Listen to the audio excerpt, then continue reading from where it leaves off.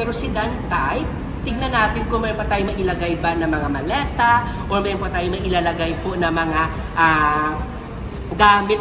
Bibili ka ba ng Suzuki cars at naghahanap ka ng mababang down payment, mababang monthly amortization, at malaking cash discount, at madaming freebies ang gusto mo, at halos wala ka ng ibang babayadan sa car dealer sa pagkuha mo ng sasakyan? Hanapin mo ako dito sa Guard on Duty o kaya dito sa showroom duty namin. Sabi ko nga po, pag manager yung kausap mo po, wala nang paikot-ikot pa, wala nang paligoy-ligoy pa, bagsak presyo agad yung makukuha nyo po pag manager yung kausap nyo. Thank you so much! Hi guys! So ayan welcome dito sa YouTube channel ko. Pakilala ko pa pangalan ko, ako si Ramel Gonzalez, Suzuki Sales Manager, Auto Caloocan Brand. So ayan and today, today talaga, ide-demo ko sa inyo ang pinakabago at talaga grabe. Talaga ito talaga sobrang madami talagang bumibili po ng pinaka-latest natin na 2024 model natin na Suzuki Desire. So ito ito-demo ko na sa inyo.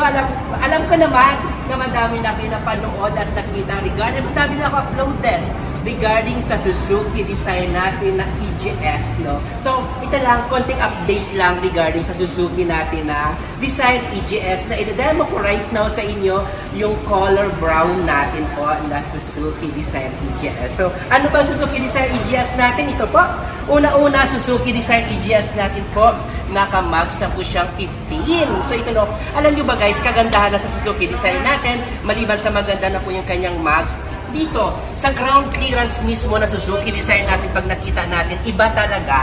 Kasi yung ground clearance niya po, sobrang napakataas. So ito po, ang kagandahan kasi dito, lalo na po pag mga baha, or lalo dito sa atin na hindi natin alam, lagi umuulan, bigla-bigla, hindi natin alam po. So ito, kagandahan sa Suzuki Desire natin, kahit magbaha man siya ng konti, passable pa din siya dahil ang ground clearance niya po, sobrang napakataas. Even though ako, kaya ko pa dito, sumingit dito mismo sa ilalim po dahil po mataas yung ground clearance natin sa Suzuki Desire. And yes, of course, dito po sa side mirror natin, kita nyo po kung ano po yung color ng body natin po. It's the same sa Suzuki natin dito sa side mirror po ng Suzuki Desire natin. And mayroon na din po siya dito po side turning light. So ayan So dito naman, ilalaro natin yung harap. Or dito po, can you imagine guys pag makita mo po ang Suzuki Desire natin, sobrang napaka-forma na talaga ng harap niya po. So ito, naka-multi-reflector yung ilaw natin. So ito, can you imagine ito yung mukha ng Suzuki natin na Desire, sobrang grabe. Di mo alam, napakaano talaga niya, napaka-brusko niya talaga sa daan pag nakita niyo po ito, Grabe, akala mo na parang, siya, para siyang, di ba alam niyo naman na mayroon tayong Suzuki Swift? So ito yung mukha niya. Kasi sobrang mahal sa Suzuki. Siyempre ito, Suzuki Desire Sedan type. Pero grabe ang ganda. And mayroon pa tayo dito mga silver accent dito sa harap niya, na dinisign talaga na wow. Bonggang-bongga talaga yung Suzuki Desire natin na EGS po. So ito, tignan natin kung ano yung loob ng Suzuki Desire natin po dito sa natin. Para at least ito pa may mga roon talaga kayong idea po. Ito, tingnan natin, ito po. So, makikita nyo guys, ito yung loob ng Suzuki Desire natin po. So, Suzuki Desire natin po, mayroon po tayong ito po, pag napansin nyo po, ito din guys, naka dual airbag po tayo po dito po sa may passenger side and dito po sa may driver side po. And ito, syempre sabi ko nga po Suzuki Desire natin po, mayroon po tayong tatlong klase na Suzuki Desire, which is yung may pinakamura tayo, which is yung Suzuki Desire JE natin po, na talagang sobrang mabenta at mabili din right now sa amin po dito sa Suzuki. And yes, of course, yung pangalawa natin, Suzuki Desire GL manual natin na wow, sobrang affordable lang talaga yung price. And yes, of course, ito yung dinedemo natin. Pag ayaw mo po ng manual, may Suzuki Desire EGS tayo na automatic version. Ito po siya. Okay, EGS. So, tawag dito, grabe, na sobrang affordable din. And sabi ko nga, pag sa akin po kayo bumili at mag-contact, talagang wow! Talaga hindi ko kayo titipidin po sa discounted. Hindi ko talaga kayo titipidin po yung pinaka-the best na offer po na kaya ko ibigay sa inyo. Ibibigay po natin yan sa inyo po. Alam na po yan ng mga kumuha at bumili na po sa akin. Hindi ko na kailangan pa na mayroon pa kayong ganito, kesyo may malaking binigay, may malaking kita. Nako, sa akin po, magtanong kayo. Bigay agad, okay? Yun lang naman. And sabi ko nga ito, Suzuki design natin maliban dito po, and dito sa side natin, no, dito sa may door niya po, naka all power na po, no? Hindi mo na kailangan pa lumabas para i-adjust po yung side mirror natin. Dito po i-adjust na lang po natin dito sa loob. Okay? And then dito po, sabi ko nga, no, tignan natin yung second row. Kung talaga yung second row natin po, kung mayroon ba siyang, kung kasya ba yung mga passenger natin na 3 person. Tignan natin kung okay ba yung sa second row natin na door dito po. So ito pansin nyo po, ito kasi, yung Suzuki natin, adjust ko lang to. Adjust ko lang. Dahil nakahiga ko siya kanina. So ito, alam nyo guys, no, ito, isa sa pwede ko talaga ipagmalaki sa inyo regarding sa Suzuki design namin. Dahil, dito can you imagine ha, pag 3 passenger po, or even though kahit ako na ganito kaliit, pag ganito lang kapayat yung mga passenger natin, pwede dito 4 na person sa likod.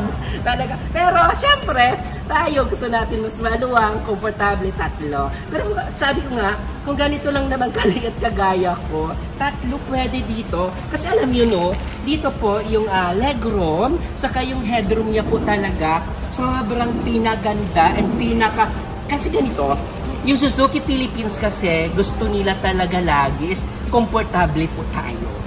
Gusto pa dagat lagi ng Suzuki Philippines po is comfort ng bawat passenger po or bawat nakasakay po sa Suzuki cars. Kasi, di ba pag maglo-long drive tayo, gusto natin makapagpahinga ng maayos, makapag-ride o makapagbakasyon din ng maayos. So ito, sabi ko nga, ito grabe, yung legroom mo ha, kahit ito yung driver's side, dito sobrang masikip na po, usog, ito na po yung pinaka-usog nila. Still, mayroon dito, and dito, yung headroom niya, ang taas. Kahit 6-footers po dito, talagang nakakahinga talaga ng maayos po. And yes, of course, dito, sa side mirror natin po, no, naka-power din. And mayroon tayo dito mga battery holder. So ito yung battery holder natin, so sabi ko nga, no, yun naman kagandahan sa Suzuki cars, na sa Suzuki Philippines po, kailangan at gusto nila lagi, may mga battery holder po tayo dito sa mga sa mga lagayan natin dito. And, yes, of course, may speaker din dito sa second row natin. So, can you imagine, no?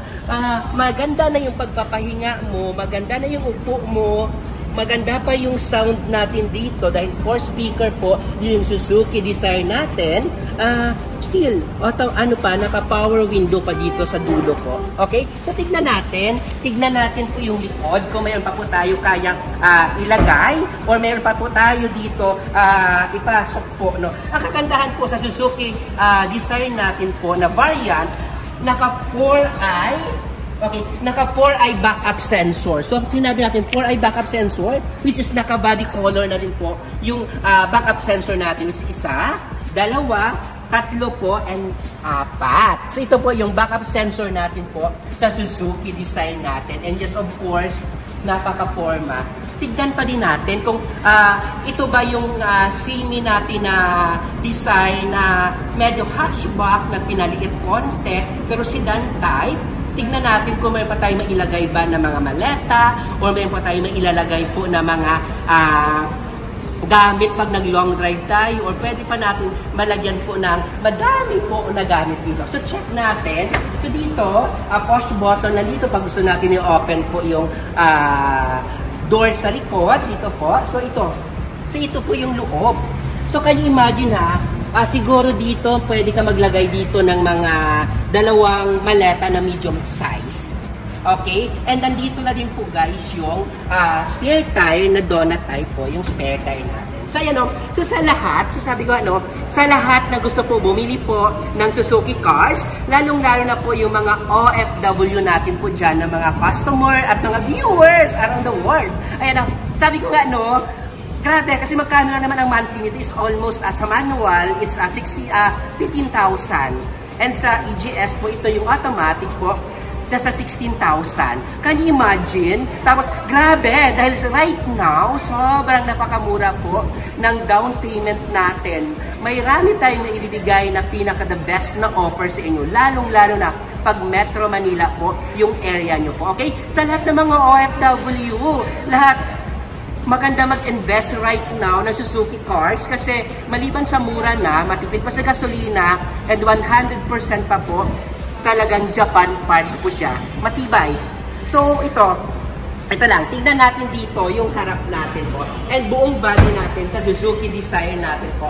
Uulitin ko po, sa lahat na gusto bumili po ng Suzuki Desire, huwag kayo nahiya.